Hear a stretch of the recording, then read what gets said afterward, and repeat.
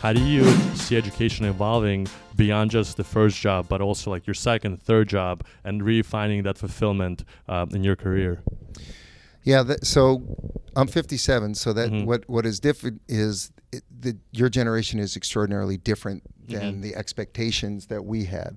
So I stayed at my first company, or my second company after I got laid off, my first company, for 17 years. Wow. And the only reason that I left is because we spun out a division, took it public, and it got acquired. Yeah. Otherwise, I probably would have stayed for even a longer time. And so that was the expectation. Different. That's so different to today. Absolutely correct. And so, but there are universal skills that you could benefit from knowing.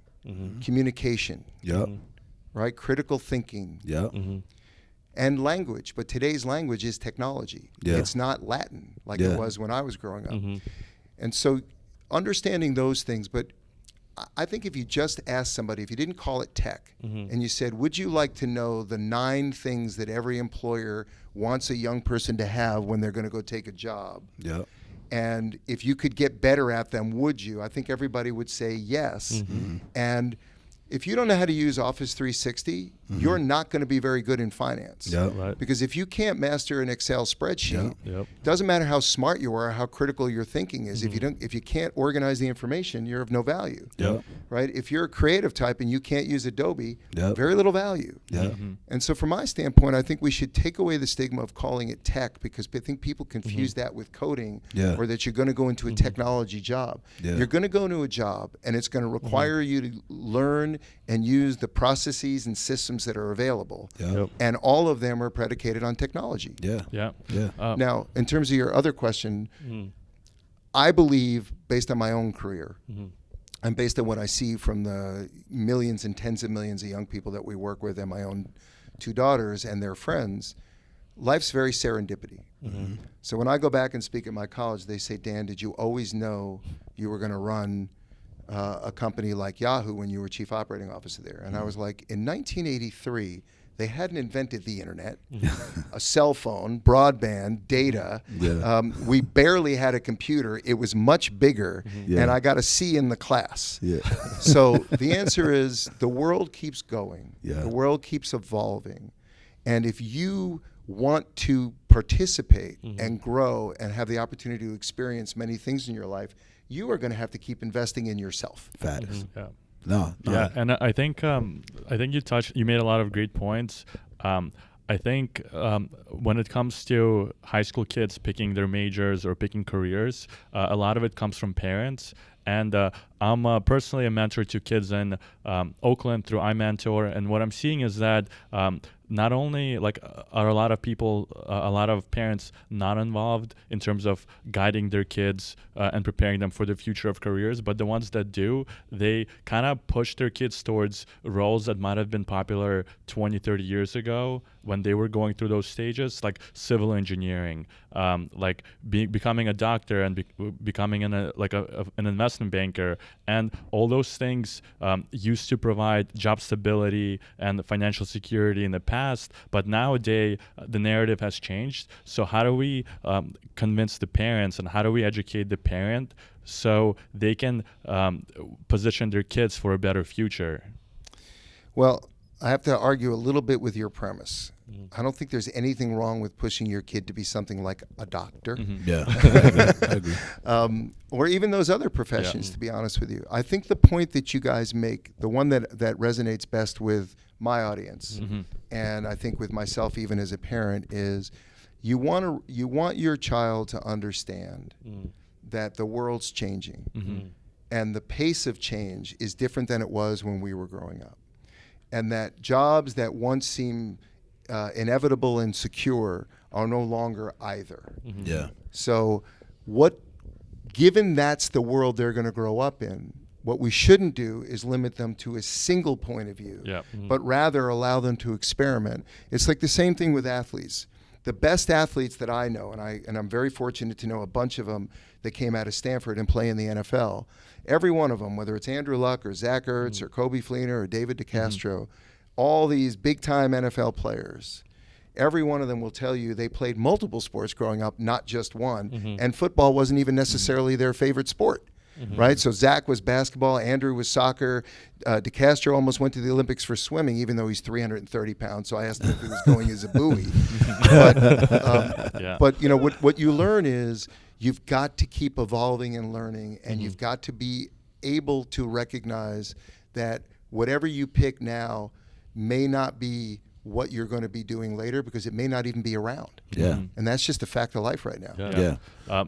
Can I just so I definitely realize that like tech is not only the answer, obviously, and then there's other professions that can provide that job security. I think what we're seeing with a lot of our community members is a lot of them get on the path, let's say, to become a doctor and go through med school, and they start realizing that the process takes like 6 to 10 years for them to get into a place where they can get that job security, where alternatively we see a lot of people with computer science degrees right out of college getting jobs at Twitter, making like stupid amount of money as a new grad salary, like 130 base plus bonuses and all that other stuff. So I think it's valuable for parents who realize that you can be making a good like stable salary when you're out of college.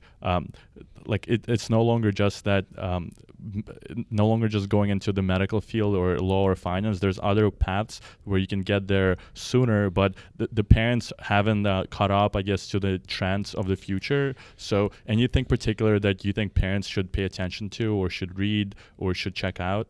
Well, look, I think what we need to be careful of is people have different lenses. They have different desires. They have different skills. They have different goals in terms of mission-driven companies, non-mission-driven companies. You mentioned Mission U. Chegg is very much a mission-driven company. Twitter's a mission-driven company. But so is being a doctor, and so could be being a lawyer, and so could be being a social worker in your community. So for everybody, they need to evaluate what will bring them the greatest joy if they're successful in it. And then what does it take to be successful in it?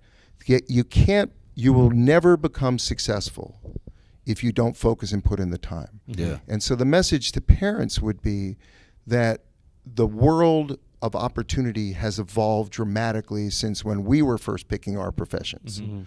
And so now you can open your eyes and help your child understand that there are many ways to contribute to society, to earn a living. And there are jobs that used to pay high that maybe don't pay as high as they used to because of whatever reason those industries evolved. And so if you take a look at lawyers, 20 years ago, 50% of kids got into law school. Today, 90% of kids get in. Why is that? Because half as many people are going to law school, right? So it's what I would say to parents is, the same thing that my kids tell me I'm supposed to say to them, which is it's their life.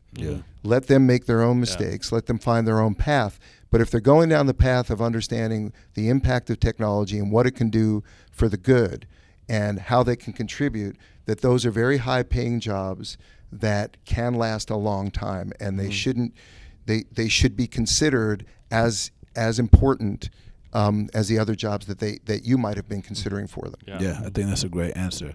And given that, Chegg kind of like had this philosophy early on, or like this issue growing up where, in order to get a job, you need experience. And in order to get experience, you needed a job. And a lot of people that are coming out of college. And so people know that's where the name Chegg came from, which is which came first, the chicken or the egg. College is really expensive. So in order to afford college, I need a job. But in order to get a job, I need a college degree. Which came first, the chicken or the egg? And hence the name Chegg. And a lot of these people are graduating from college, from alternative forms of education. They're trying to figure out, again, how to navigate. And even before the job, now companies are thinking about apprenticeships and internships. How do you think about apprenticeships and internships? Do you think that more companies are going to start creating them? Do they have to create them just because there's a lot of job openings? Well, look, here's what we do know. The statistics show that you're substantially more likely to get a paying job almost immediately upon graduation if you've had a paid internship. So it's to your advantage to have one. You don't have to have one every year. And it doesn't even have to be one at the kind of company you're going to end up working at. But what an internship can do for a young person is help them evaluate company size, company culture, job responsibility. How am I supposed to dress? What time do I come in? How do I talk to people? How do I work as a team? How do I use email and Slack and all of these other things, as opposed to, live in your world through emojis?